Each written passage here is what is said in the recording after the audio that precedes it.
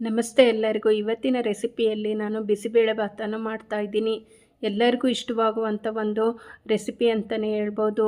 ಮಕ್ಕಳಿಗೂ ಚಿಕ್ಕವರಿಗೂ ಎಲ್ಲರಿಗೂ ಇಷ್ಟವಾಗುತ್ತೆ. ಇದು ಯಾವ ರೀತಿ ಮಾಡೋದು ಅಂತ ನೋಡ್ಕೊಳ್ಳೋಣ ಬನ್ನಿ. ನಾನು ಮೊದಲಿಗೆ ಒಂದು ಕ್ಯಾರೆಟು, ಬಟಾಣಿ, ಬೀನ್ಸು ಮತ್ತು ನವಿಲುಕೋಸು, ಆಲೂಗೆಡ್ಡೆ ಇಷ್ಟು ತರಕಾರಿಗಳನ್ನ ನಾನು ಹೆಚ್ಚಿಕೊಂಡಿದ್ದೀನಿ ಚಿಕ್ಕದಾಗಿ. ಈಗ ನೋಡಿ, 1 ಕಪ್ಪು ತೊಗರಿಬೇಳೆ, 1 ಕಪ್ಪಿಗೆ 1/4 ಕಪ್ಪು ಅಕ್ಕಿ ಹಾಕ್ಕೋಬೇಕಾಗುತ್ತೆ. ನೋಡಿ, ಅಕ್ಕಿ ಬೇಳೆನ ಚೆನ್ನಾಗಿ 3 ಸರಿ ವಾಶ್ ಮಾಡ್ಕೊತೀನಿ ನಾನು.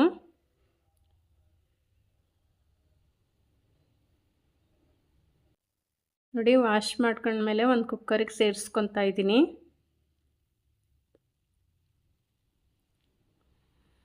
ಹೆಚ್ಚಿಟ್ಟಿರುವ ತರಕಾರಿಗಳನ್ನೂ ಸಹ ನಾನು ವಾಶ್ ಮಾಡಿ ಹಾಕ್ಕೊತಾ ಇದ್ದೀನಿ. ಈಗ ಕುಕ್ಕರ್ ಒಳಗೆ 1 ಟೊಮೊಟೊ ಹಾಕ್ಕೊತಾ ಇದ್ದೀನಿ, ಮೀಡಿಯಮ್ ಸೈಜಿಂದು.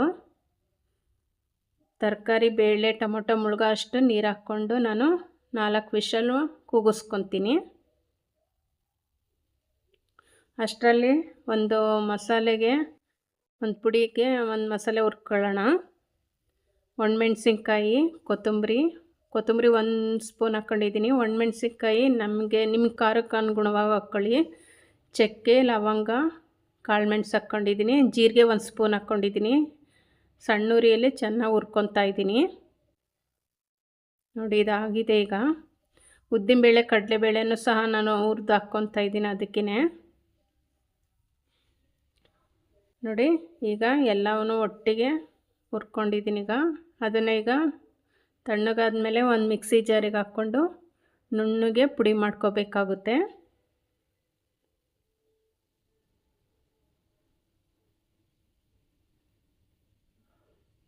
ನೋಡಿ, ಪುಡಿ ಈ ಥರ ಮಾಡ್ಕೊಂಡಿದ್ದೀನಿ ನಾನು. ನೋಡಿ, 4 ವಿಷಲ್ ಆಯ್ತು. ಈಗ ಬೇಳೆ ಹೆಂಗೆ ಬಂದಿದೆ ಅಂತ ನೋಡ್ಕೊಳ್ಳೋಣ. ನೋಡಿ, ತರಕಾರಿ, ಬೇಳೆ, ಅಕ್ಕಿ ಎಲ್ಲ ಚೆನ್ನಾಗಿ ಬೆಂದಿದೆ. ಈಗ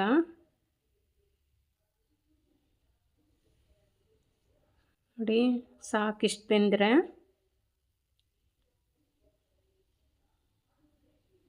ಈಗ ನೋಡಿ, ದಪ್ಪ ತಳದು ಪಾತ್ರೆ ತೊಗೊಂಡಿದ್ದೀನಿ. ಅದಕ್ಕೆ ಒಂದು 5 ಸ್ಪೂನು ಎಣ್ಣೆ ಹಾಕ್ಕೊತಾ ಇದ್ದೀನಿ. ನೋಡಿ, ಎಣ್ಣೆ ಕಾದ್ಮೇಲೆ 1 ಸ್ಪೂನ್ ಸಾಸಿವೆ ಹಾಕ್ಕೊತಿದ್ದೀನಿ. ಅರ್ಧ ಸ್ಪೂನ್ ಹಿಂಗೆ ಹಾಕ್ಕೊತಾ ಇದ್ದೀನಿ. ಉದ್ದಿನಬೇಳೆ, ಕಡಲೆಬೇಳೆನೂ ಸಹ ಹಾಕ್ಕೊತಾ ಇದ್ದೀನಿ. ಚೆನ್ನಾಗಿ ಹುರ್ಕೋಬೇಕು.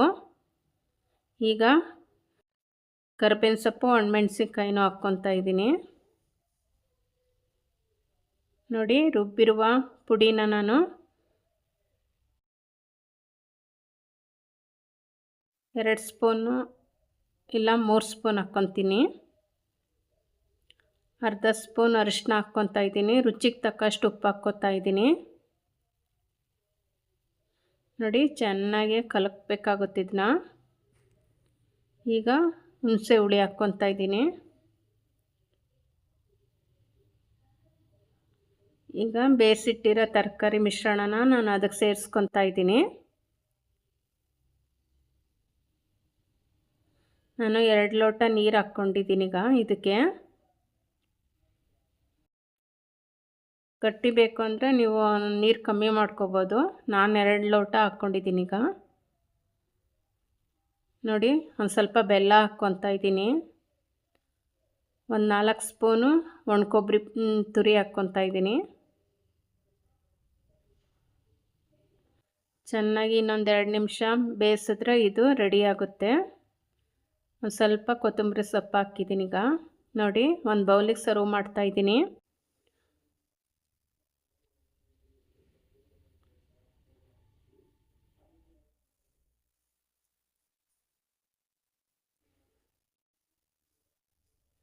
ನೋಡಿ, ಎಷ್ಟು ಚೆನ್ನಾಗಿ ಬಂದಿದೆ ಅಂತ, ಎಷ್ಟು ಕಲರ್ಫುಲ್ಲಾಗಿ ಬಂದಿದೆ. ತುಂಬಾ ಟೇಸ್ಟಿ ಇರುತ್ತೆ. ಅವಾಗೆ ಪುಡಿ ಮಾಡ್ಕೊಂಡು ಮಾಡೋದ್ರಿಂದ. ನೋಡಿ, ತುಪ್ಪದ ಜೊತೆ, ಖಾರದ ಜೊತೆ ಸರ್ವ್ ಮಾಡ್ತಿದ್ರೆ 1 ಪ್ಲೇಟಲ್ಲ 2 ಪ್ಲೇಟ್ ತಿನ್ನಬೇಕು ಅನಿಸುತ್ತೆ. ನೋಡಿ, ಎಷ್ಟು ಚೆನ್ನಾಗಿ ಬಂದಿದೆ ಅಂತ.